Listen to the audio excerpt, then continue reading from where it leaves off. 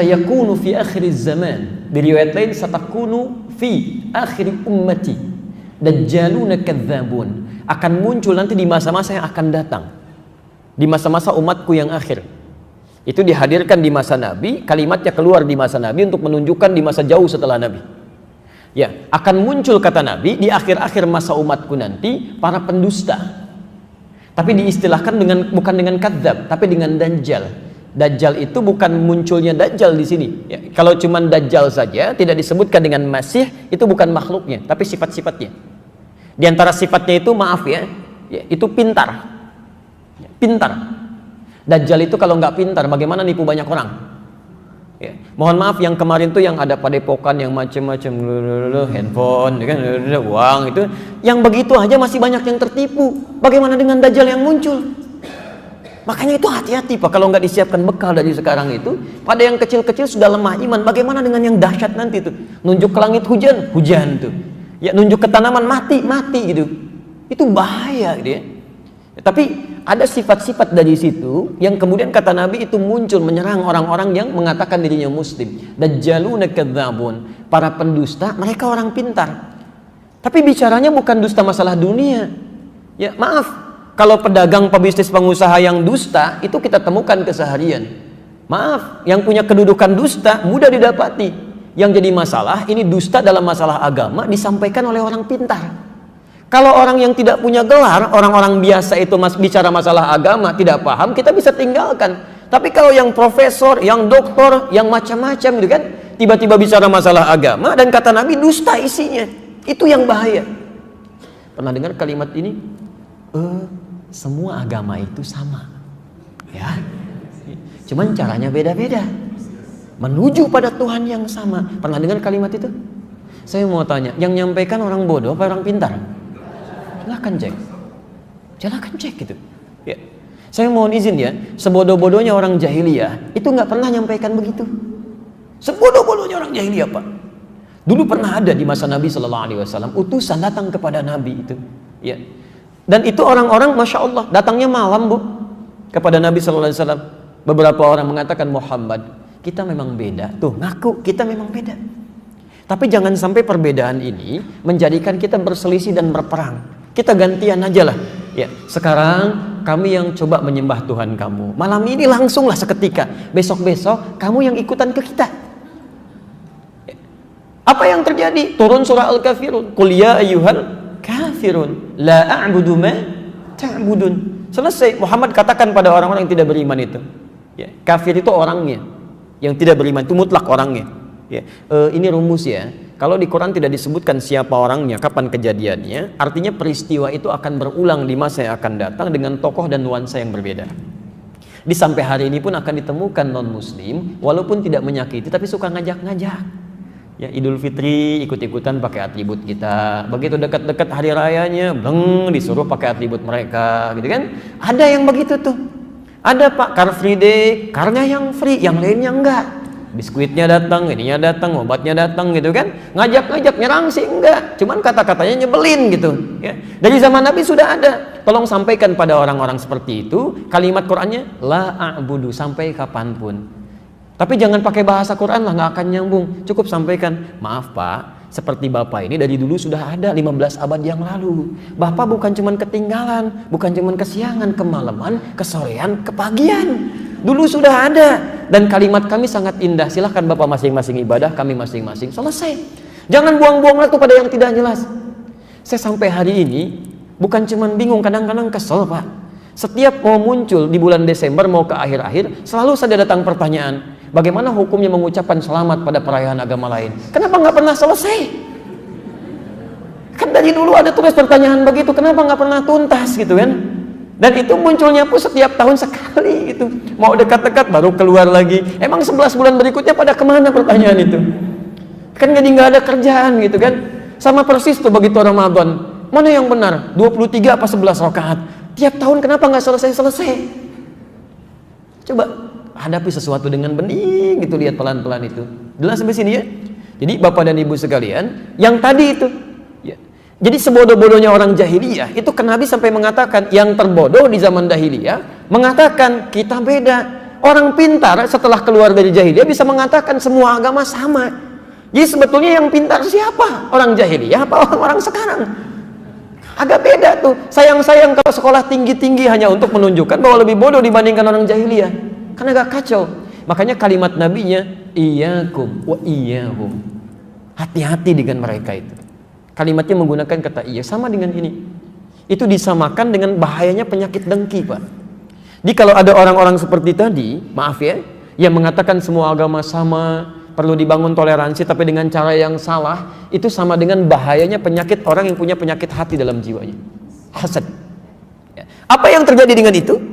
Lihat kalimatnya, fa innal hasada ya'kulul hasanati kama ta'kulun narul hataba. Penyakit iri itu kalau tidak segera diobati, kata Nabi, itu akan mengambil pahala-pahala kebaikan seperti api menghabiskan kayu bakar. Pernah lihat api, Bang? Nyala di kayu bakar, Bu? Maaf, kalau apinya nyala, itu kayu bakarnya langsung habis gak? Tidak, pelan-pelan.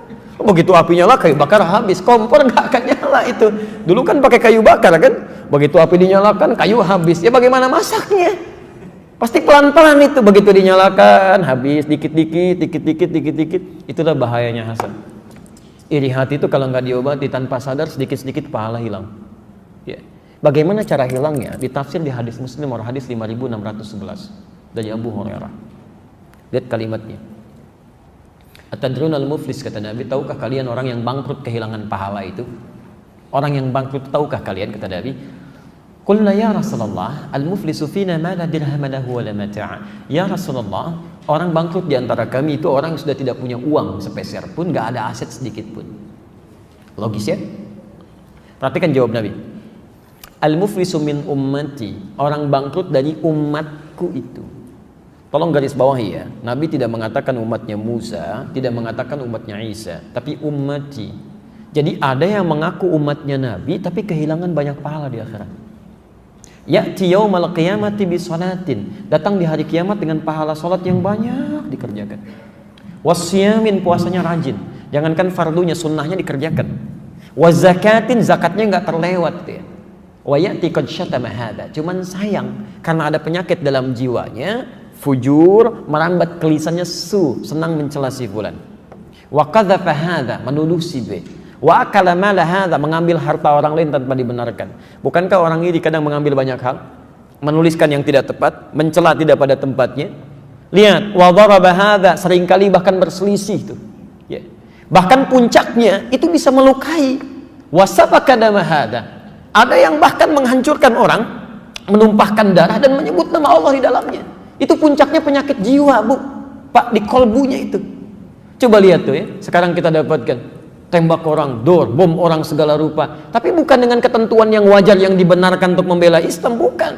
Hanya untuk menampilkan tembak, bunuh, itu kan penyakit jiwanya itu. Banyak masalah. Di Aleppo sekarang macam-macam. Kok bisa sekali gitu kan anak-anak kecil, bom hancurkan ini macam. Kayak nggak ada dalam dirinya itu, kayak nggak ada iman gitu. Ya. Padahal kalau paham Quran satu ayat aja nggak akan terjadi itu. Demi Allah saya katakan, Quran surah keempat An-Nisa ayat ke-93, posisi paling kanan di pertengahan itu. Ya, Quran surah keempat ayat 93. Lihat kalimatnya, itu tegas sekali. Wa may yaqtul mu'minan muta'ammida. Siapa yang sengaja merencanakan pembunuhan pada satu orang beriman, satu orang aja. Fajaza'uhu jahannam. Maka kami akan siapkan baginya neraka jahanam, kata Allah. Satu orang aja. Khalidan fiha, gak akan saya beri kesempatan keluar dari situ, kekal di dalamnya. Wa ghadiballahu alaihi, Allah murka pada orang ini. Wa la'anahu, dilaknat dia kalau dia tidak tobat selama hidupnya. Wa a'adda lahu 'adzaban 'azima. Maaf ya, neraka jahanam itu nggak usah dilipatkan aja siksanya, itu sudah luar biasa. Orang masuk neraka jahanam itu udah diancam di Quran, akan masuk tanpa hisab. Ya, jadi ada orang masuk surga tanpa hisab, ada orang masuk neraka tanpa hisab. Penghuni neraka jahanam itu masuk surga, masuk nerakanya cepat banget tanpa hisab. Jadi begitu kelihatan hisab terjadi, ada yang pegang kitab dengan kanannya senang, gitu kan? Biyamini. Ada yang di punggungnya begini takut, tiba-tiba ada segolongan orang, aduh kita bagaimana nanti ya hisabnya? Tiba-tiba turun ayat Quran surah ke-18 ayat 100, posisi paling kiri sebelah atas. Lihat kalimatnya. Wa aradna jahannama yauma idzin lil kafirina arba. Pada orang-orang seperti ini kami akan langsung tampilkan neraka jahanam sejelas-jelasnya. Kalau bahasa bebasnya begini, kamu jangan banyak berpikir dan diskusi ya. Tempatnya nanti di sini, nanti langsung masuk aja ke situ. Ada yang begitu. Ya. Nah, yang ini menarik, Bu. Yang ini di An-Nisa 93 tadi, wa'addalahu 'adzaban 'azima, sudah masuk neraka jahanam, dilipat gandakan siksanya. Neraka jahanam itu siksanya, belum masuk aja apinya udah kerasa. Quran surah ke-40 dari ayat 45 sampai 47 itu. Di 46-nya Allahu Akbar. An-naru yu'raduna 'alaiha. Api itu selalu tampakkan, belum masuk tuh, apalagi sudah masuk. Itu dilipat gandakan. Jadi kalau orang paham ayat ini, cukup satu ayat ini untuk bisa mencegah pembunuhan terjadi. Pasti orang kalau benar-benar beriman tuh nggak akan berlaku begitu. Mustahil. Di kita juga pada aneh-aneh aja kalau saya lihat berita ada bom panci ya. Ngapain bikin panci buat masak dipakai bikin bom ya? Kalau memang benar terjadi gitu ya, Masya Allah. Dan itu hebat sekali. Amerika punya bom gitu kan, beratnya 7,1 ya, radiusnya 150 meter. Rusia punya bom beratnya 8,2 ton, radiusnya 300 meter. Bom di kita 3 kilo, 300 meter. Masya Allah, luar biasa. Siapa yang bikin bom tuh? Lebih hebat daripada orang luar kan? 3 kilo Pak, 300 meter. Yang bikin ibu-ibu lagi tuh yang mau ledakinnya. Ya, hati-hati penguasa panci ibu-ibu Pak tuh di rumah. Kalau ada masalah yang punya panci ibu tuh. Itu baru panci, belum kulkas ya. Belum yang lainnya. Terus suka aneh-aneh. Kalau benar itu terjadi, kita doakan supaya bertobat gitu kan. Tapi kalau itu sesuatu yang salah kemudian dikemas dengan sesuatu yang buruk dan menjadi fitnah untuk Islam, kita pun doakan semoga dapat hidayah gitu. Mau cari apa sih? Toh nggak ada bom meninggal juga gitu. Ya, baik yang bikin isu, yang bikin masalah, plus juga yang melakukan masalah, ya kita jauhi Pak, Bu. Hal semacam itulah. Cukup selesai gitu. Nah, sekarang kembalikan ya. Kama ta'kulun narul hattaba, itu seperti api memakan kayu pelan-pelan. Nah, ini kata Nabi, kalau ada orang sholat kemudian mencela orang saja, ya, iri pada orang lain, itu bisa macam-macam aspeknya. Kemudian dicela misalnya, itu seketika tu'khadhu hadza min hasanati wa hadza min hasanati, dipindahkan pahala sholatnya pada orang dicela tadi. Selesai. Anda sekarang sedang taklim, tiba-tiba bicarakan orang lain sampai nulis status misalnya, dia nggak datang hari ini, nggak dapat hidayah, misal, itu pahala taklim Anda seketika pindah tuh ke orang itu. Alhamdulillah saya enggak Pak Ustadz, alhamdulillah enggak seperti ibu itu tuh. Itu pindah juga, sama gitu. Jadi seperti itu Pak. Fa in faniyat hasanatu, kalau habis kebaikannya nggak ada lagi misalnya tuh. Ya maaf, sudah haji tiba-tiba fitnah, hajinya pindah pada yang difitnah, habis itu. Melakukan keburukan, bohongin orang misalnya. Itu pahala orang-orang ini karena sudah tidak ada lagi, maka yang terjadi dosa orang tadi diambil ditimpakan kepada dia. Faturiha finnar, maka dilemparkan ke dalam neraka. Selesai. Maka coba hati-hati jaga amalan kita yang sudah dikerjakan, jangan banyak dibuang-buang. Ya, berselisih itu menghilangkan amalan, mencela itu menghabiskan pahala. Ngapain Anda belajar kalau untuk mencela orang lain? Nggak ada faedahnya. Untuk apa Anda sholat kalau harus dihabiskan pahalanya? Ya nggak nikmat ibadahnya. Ya, karena itu kita kembalikan sifat-sifat ini umumnya bukan karena masalah fisik, tapi masalah dalam jiwanya. Jelas sampai sini ya? Baik, sekarang baru kita obati ya. Pelan-pelan. Halo? Lanjutkan? Kita lanjutkan ya. Baik. 1. Ya, pelan-pelan.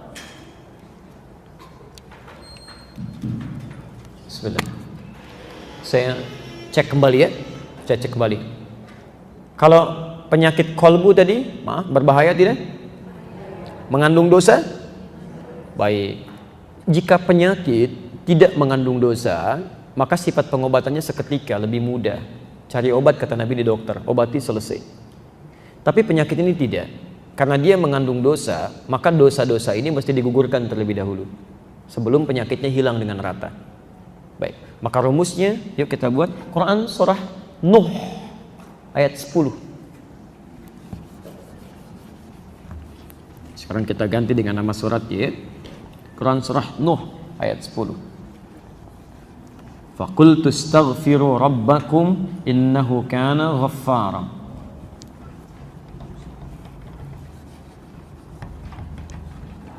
Ada ayatnya? Faqultu astaghfiru rabbakum innahu kana ghaffara. Istighfar. Alhamdulillah.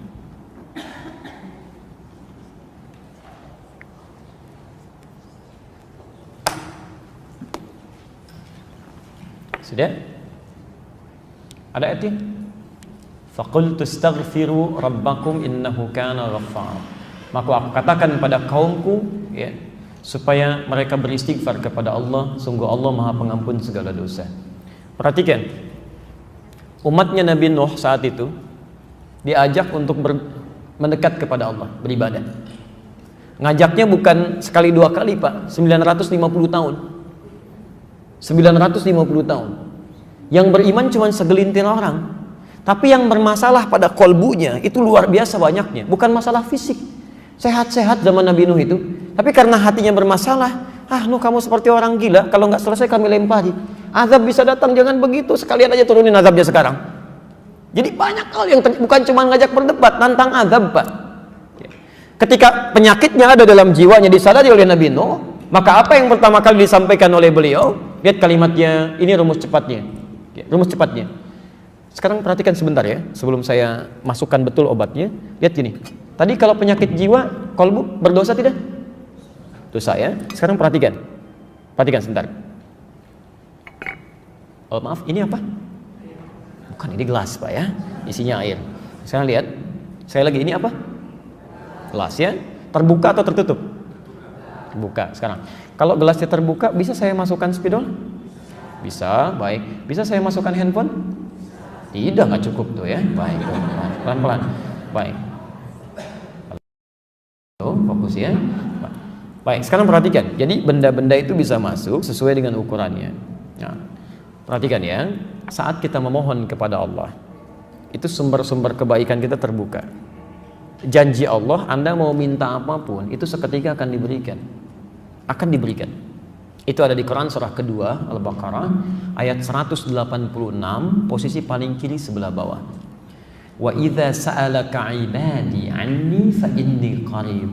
Kalau hambaku punya persoalan kemudian ingin mencari aku, ini sudah fitrah manusia. Kalau sedang punya masalah pasti menyebut nama Allah tuh. Nyari gitu ya. Fa inni qarib, Muhammad katakan pada orang mencari aku ini, yang bertanya kepadamu, aku dekat, gak usah dicari, memberi harapan. Secara psikologis itu menenangkan.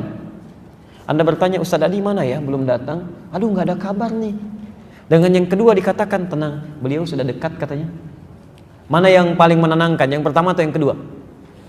Yang kedua. Fa inni qarib. Poinnya, ujibu da'watad da'i idza da'an. Saya akan selalu jawab doa hambaku sepanjang dia berdoa.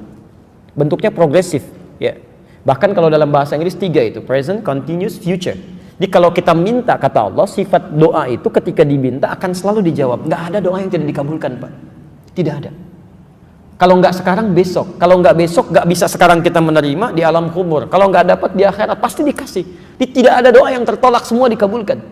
Cuma yang jadi masalah, ketika Allah akan berikan, manusianya menutup pintu doa itu untuk datang. Ditutup dengan apa? Maksiat. Ketika seseorang berbuat maksiat, kata Nabi, hadir naktah sauda dalam jiwanya. Nutup, nutup, nutup. Semakin banyak maksiat dikerjakan, maka nutup seperti ini. Kalau sudah tertutup seperti ini, jangankan handphone, maaf, spidol pun gak bisa masuk. Yang paling berbahaya, jangankan doa, mohon izin ya, maaf, ajakan kebaikan pun gak bisa nyambung. Ya karena kebanyakan bermaksiat, bahkan yang paling bahaya makan yang haram. Haram itu seketika tuh, kalau sudah masuk ke perut ngalir dengan darah, Pak. Masuk ke tangan, masuk ke telinga, masuk ke mata. Kalau sudah masuk telinga, itu panggilan kebaikan gak bisa nyambung tuh. Susah. Allahu Akbar, gak tembus. Wa fi adhanihim waqra. Quran surah ke-6 ayat ke-25. Wa fi adhanihim waqra. Ada orang yang di telinganya tuh ada sumbatan, gak bisa dengar, Pak. Ya, bola tuh jauh kedengaran banget tuh. Direncanakan bahkan sebelumnya itu. Ada tuh, hafal, diketahui betul itu. Masya Allah. Tapi Isya lewat, gitu kan. Maghrib gak dikerjakan, adzan gak kedengaran. Yang paling mulia, saat seseorang tidak bisa mendengar kebaikan dengan telinganya, itu Allah saking sayangnya pada hamba ini akan ditampakkan lewat matanya. Orang nggak dengar adzan, nggak mau dengar, tiba-tiba dihadirkan orang lewat. Masya Allah. Dari mulai orang dewasa sampai anak kecil lewat. Pak, salat Pak. Mari, Masya Allah. Ya, mangga silahkan duluan. Silahkan, tuh kan. Om, salat Om. Ya, silahkan duluan. Dia sendiri nggak salat.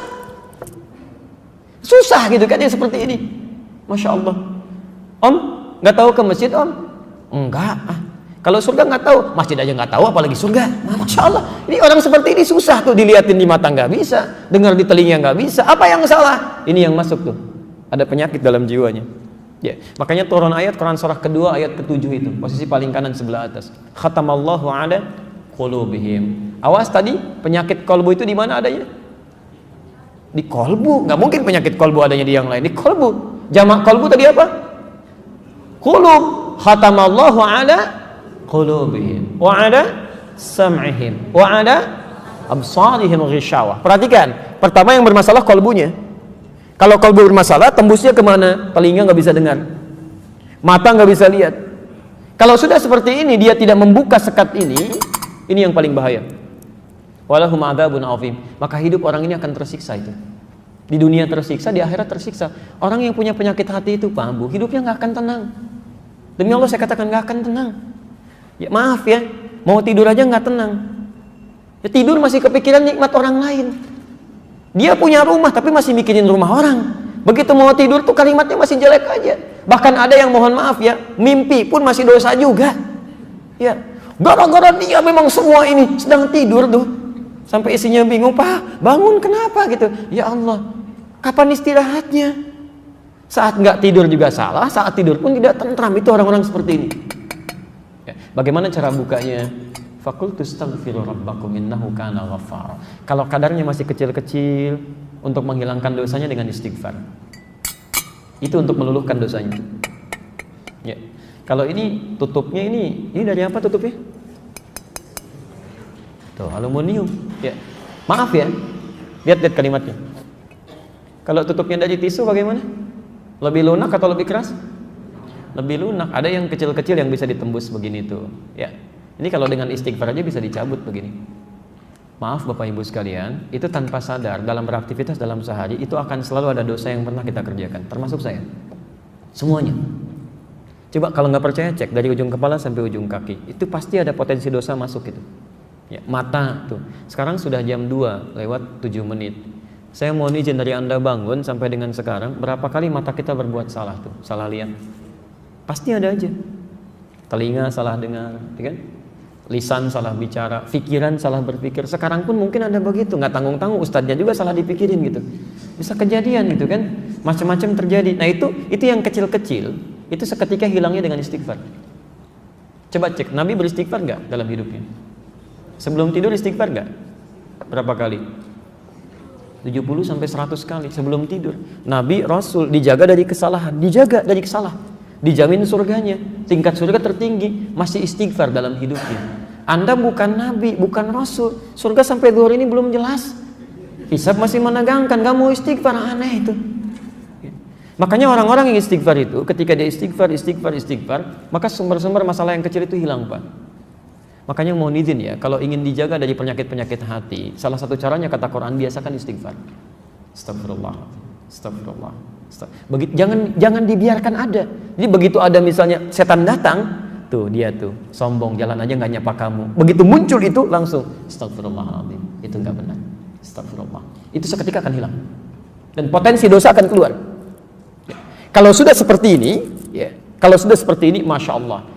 Orang-orang yang seringkali istighfar dalam hidupnya, kemudian dia membiasakan itu, bukan cuma dijaga dari dosa-dosa yang kecil. Mohon maaf ya, cinta Allah pun akan diturunkan pada orang ini. Cinta Allah akan diberikan. Allah itu sangat mencintai orang yang membiasakan istighfar dalam hidupnya. Quran surah ketiga ayat 31. Posisi paling kiri sebelah atas. Quran surah ketiga ayat 31. Saya mau kasih rahasia siang ini. Maaf, ibu mau bapak? Saya mau kasih rahasia, boleh? Baik ya, kita keluarkan dari Quran. Lihat ayat Qurannya.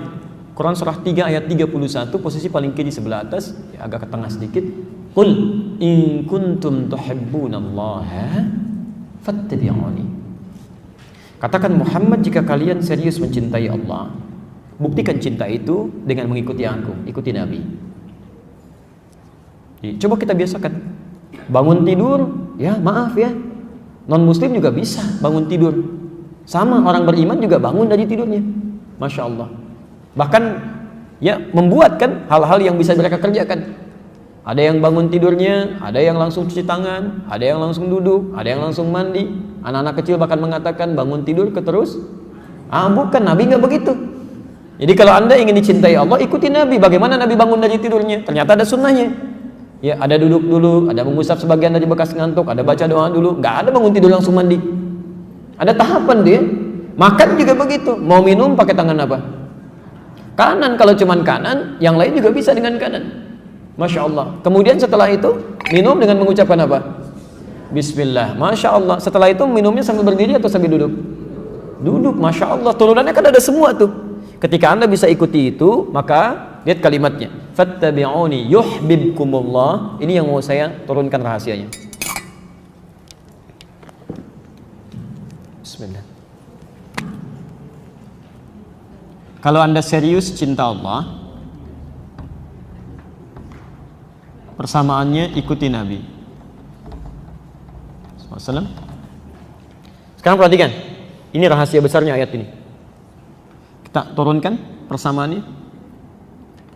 Orang yang bisa mengikuti tuntunan Nabi dalam kehidupannya, maaf bukan cuma sholatnya ikut Nabi ya, tapi lisannya pun ikut Nabi, pandangannya ikut Nabi, gitu kan? Kebiasaannya ikut Nabi. Maka yuhibbukumullah, cinta Allah akan diturunkan. Yuhibbukumullah, Allah akan cintai kalian. Yang menarik, kemudian diberikan persamaan oleh Quran. Perhatikan persamaannya. Wa yaghfir lakum dzunubakum. Kalau Allah sudah mencintai seorang hamba, ternyata bukan dunia yang pertama diberikan. Jadi kalau bapak ataupun ibu mendapatkan kemuliaan dunia, jangan dulu bangga. Belum tentu Allah cinta dengan itu. Jelas ya? Nah, apa yang Allah berikan? Wa yaghfir lakum dzunubakum. Allah akan ampuni dosa hambanya. Ampunan dosa. Jadi orang-orang yang dicintai Allah itu, seketika yang Allah berikan pada orang ini, Allah ampuni dosanya. Gugur, dihabiskan semua. Gugur, selesai. Yang paling menarik, sekarang perhatikan persamaannya. Cinta Allah bersanding dengan ampunan dosa. Kalau kita buat persamaan terbalik seperti ini, berarti orang-orang yang sering meminta ampunan dosa dari Allah itu berpotensi lebih cepat mendapatkan cinta Allah Subhanahu wa taala. Perhatikan persamaannya. Orang yang dicintai Allah maka akan diampuni dosanya. Persamaan terbaliknya, orang yang sering meminta ampunan dosa bukankah akan cepat mendatangkan cinta Allah?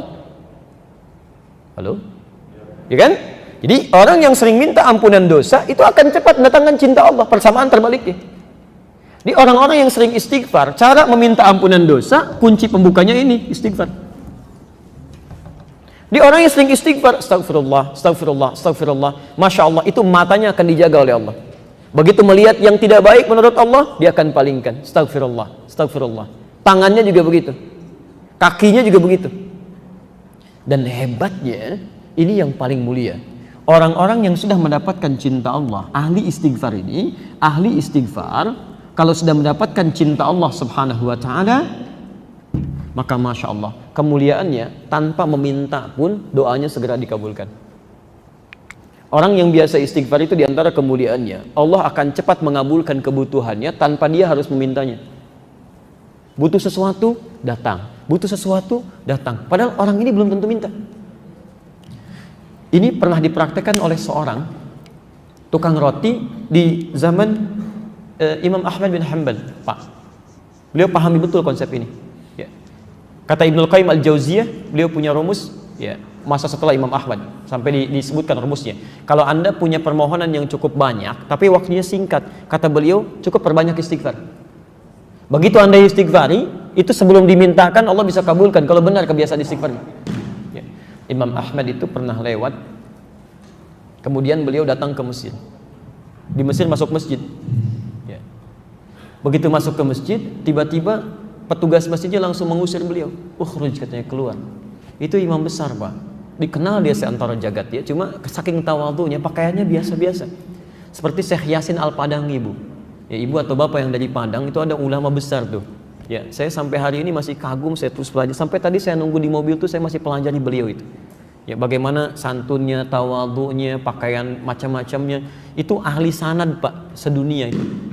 Sedunia, semuka bumi ahli sanad itu. Ya, itu luar biasa, Masya Allah. Pakaian tampilan sederhana macam-macam. Jadi kalau Anda ke Mekah itu belum kenal pertama kali, mungkin nggak akan kenal kalau itu ulama besar tuh. Kadang-kadang orang tawaf beliau bawain air, zam-zam, setelah selesai dikasihin, duduk pakai sarung begini, pakai kaos, tapi muridnya ada yang dari Mesir, ada yang dari Mekah, ada yang dari macam-macam, itu luar biasa. Ya.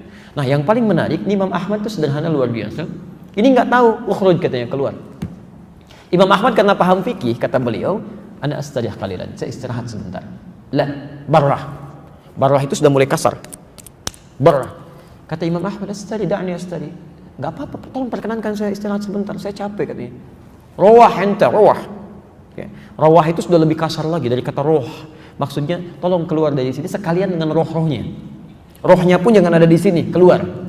Itu kalau Anda ke Mekah misalnya kan, atau ke tempat di Arab, ada orang mengatakan rawah ente, rawah. Itu tandanya lagi marah, Pak. Jangan senyum.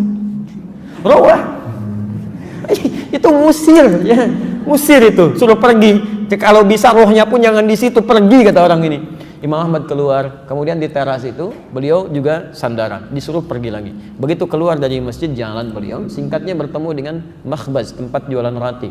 Ya, syar'i rati, menjual dengan syar'i. Ya, baik.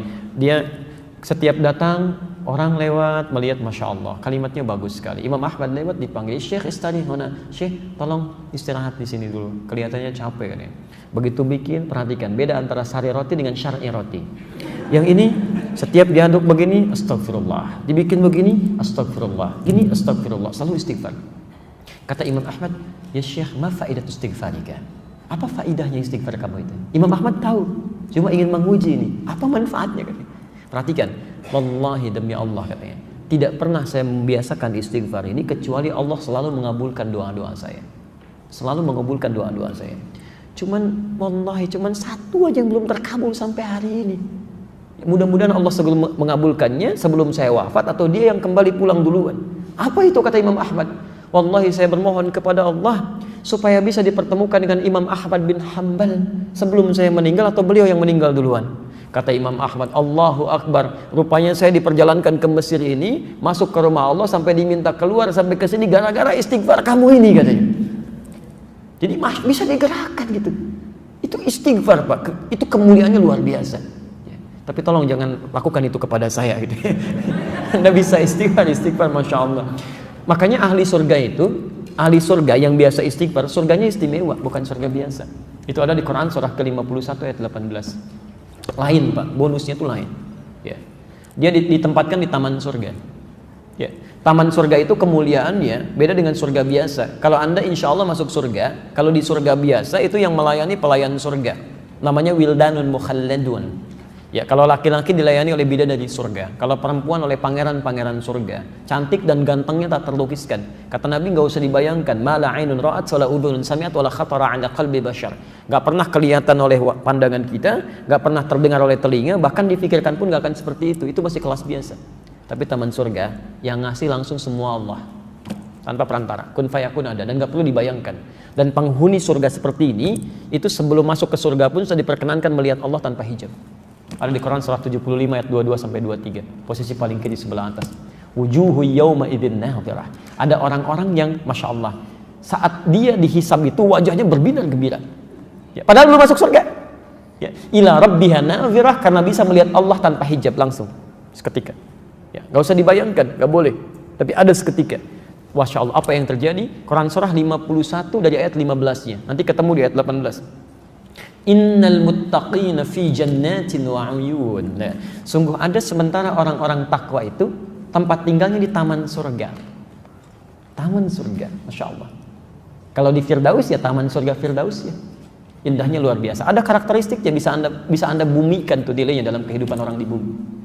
Akhidhina ma atahum rabbuhum. Ini syahidnya. Orang-orang ini itu akan langsung mengambil apapun di nikmat surganya, diberikan langsung oleh Allah. Gak ada perantara. Akhidina ma atahum rabbuhum. Apa amalannya? Ini yang harus Anda turunkan ke muka bumi. Innahum kanu qabla dzalika muhsinin. Saat di muka bumi, saat di dunia, itu orang-orang ini muhsin, berbuat ihsan.